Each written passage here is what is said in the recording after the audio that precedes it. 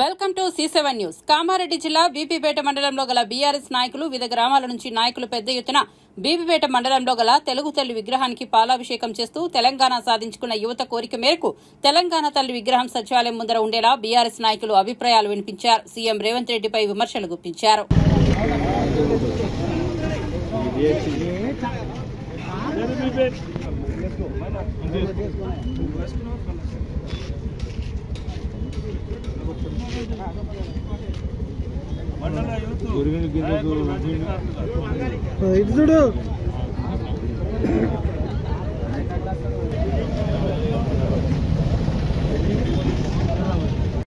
బలిదానం ఈ రోజు స్వేచ్ఛ సమానత్వం కోసం వాళ్ళ తాన ప్రాణాలను త్యాగం చేసి వాళ్ళు బలిదానమై మరి ఎంతో మంది చెట్లు కట్టేసి కాల్ చేసిన సంఘటన కూడా జరిగింది. ఎంతో మంది అమరవీరులు మరి రెండవ దఫ మరి తెలంగాణ పోరాటంలో సాయుధ పోరాటంలో మరి నక్సలైట్లు పోరాడితే నిరాయుధీకరణ పోరాటంతో ప్రజాస్వామ్యబద్ధంగా మరి బాబాసాహెబ్ అంబేద్కర్ రాసినటువంటి ఆర్టికల్ 3 ప్రకారం మరి చిన్న రాష్ట్రాలు మరి దేశాన్ని అభివృద్ధికి తోడ్పడతాయి, మరి ప్రజల సంక్షేమానికి తోడ్పడతాయి, మరి ప్రజాస్వామ్యాన్ని కాపాడుతాయి అనే నినాదంతో మరి బాబాసాహెబ్ అంబేద్కర్ రాసినటువంటి ఆ రాజ్యాంగం ప్రకారం తెలంగాణ కావాలని మలిదశ ఉద్యమంలో పెద్దలు గౌరవనీయులు పూజ్యులు గొల్లకుంట్ల చంద్రశేఖరరావు గారి నాయకత్వాన దాదాపు 13 సంవత్సరాలు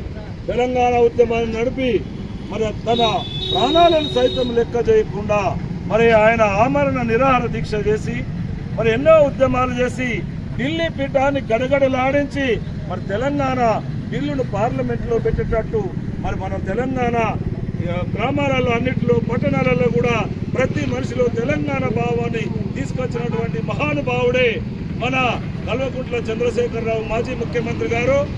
మరి పెంచి మరి ఢిల్లీ మెడలు వంచి కాంగ్రెస్ ప్రభుత్వం కేంద్రంలో ఉన్నప్పుడు మరి ఎంతో అన్యాయం చేసింది తెలంగాణకు.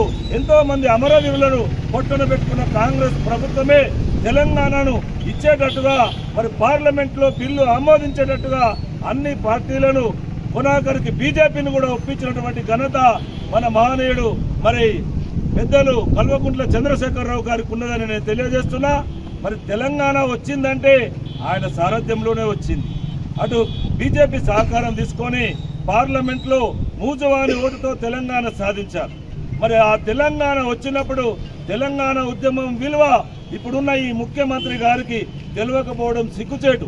ఎందుకంటే తెలంగాణను ఉద్యమాన్ని వ్యతిరేకించి గన్ను పట్టుకొని తెలంగాణ అన్నవారిని కాల్చేస్తా అని ఆ రోజు మరి కార్లకెళ్ళి దిగినటువంటి మరి మహానుభావుడే ఈ రోజు మన తెలంగాణకు ముఖ్యమంత్రి కావడం మన తెలంగాణ దురదృష్టకరమైనటువంటి సిగ్గుచేటైనటువంటి సంఘటన జరిగింది.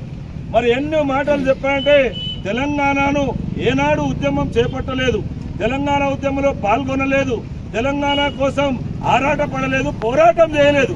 కానీ అధికార పీఠం మీద కూర్చొని తెలంగాణ ఉద్యమానికి తెలంగాణ మనోభావాలు దెబ్బతినే విధంగా ఈరోజు వ్యవహరిస్తున్నాడు.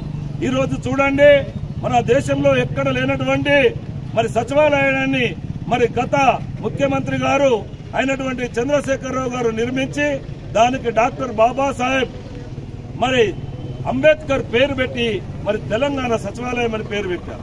మీరు ఎటువంటివి చేయకుండా మరి తెలంగాణ ఉద్యమంలో అసూలు బాసినటువంటి వారి ఎవరు విగ్రహాలు పెట్టకుండా మీరు ఏం చేస్తున్నారంటే తెలంగాణ మరి మర్చిపోయి తెలంగాణ గురించి ఇవ్వనటువంటి వ్యక్తి రాజీవ్ గాంధీ విగ్రహం తెచ్చి మరి తెలంగాణ గేటు ముంగట పెట్టడం ఇది విచారకరం, సిగ్గుచేటు.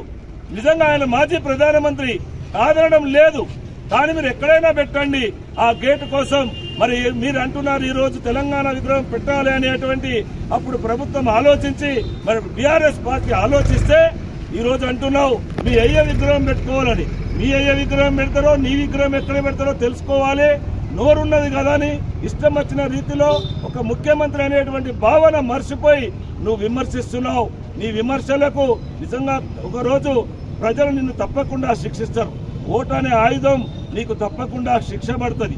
అవన్నీ మర్చిపోయి ఇష్టం వచ్చిన రీతిలో అసలు ఈ రాష్ట్ర ముఖ్యమంత్రికి ఉన్నటువంటి విలువను దిగదారుస్తున్నావు, ఈ రాష్ట్రానికి ఉన్న విలువను దిగదారుస్తున్నావు, ఒక రౌడీ లాగా వ్యవహరిస్తున్నావు.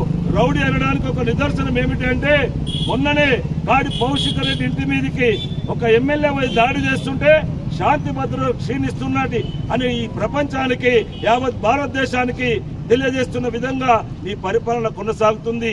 నువ్వే ముఖ్యమంత్రి, నువ్వే హోంమంత్రి, నువ్వే విద్యాశాఖ మంత్రివి. ఈ రోజు విద్యాశాఖలో కూడా పిల్లలు ఎంత బాధపడుతున్నారు రోజు పేపర్లో చూస్తున్నాం. మరి కౌశిక్ రెడ్డి ఇంటికి పోయేటప్పుడు దాడిగా వెళ్తున్నప్పుడు మరి కౌశిక్ రెడ్డిని మాత్రం మీరేం చేశారు?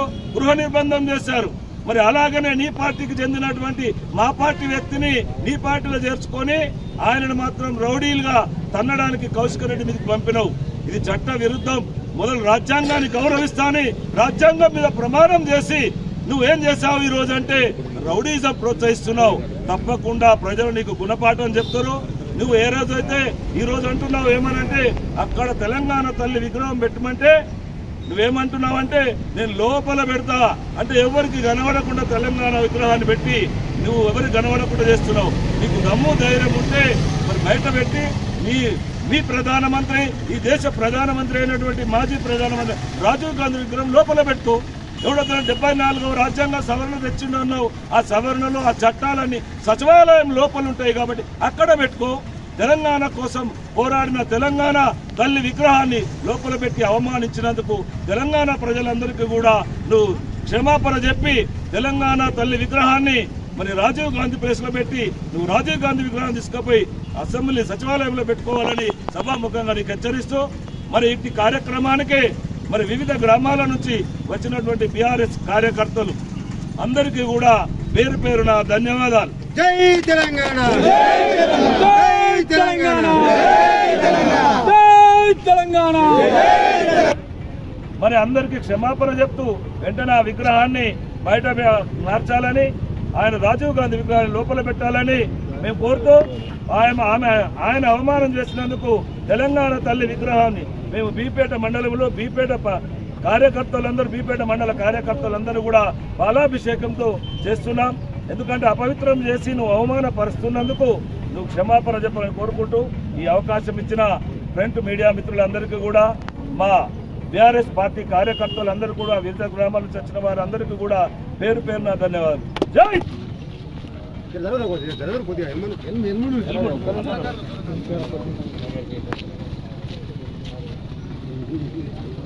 ఆయన